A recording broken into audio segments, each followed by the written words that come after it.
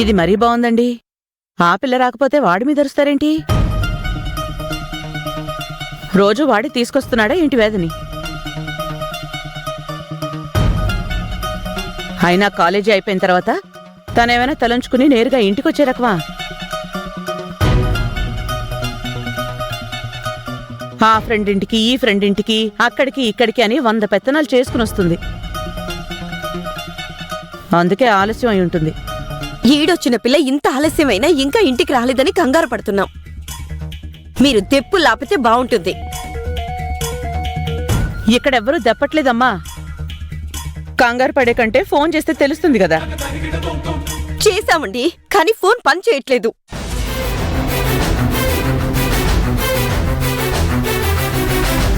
Phone పనిచేయక ఇప్పటిదాకా ఇంటికి రాక వేరేమైనట్టు?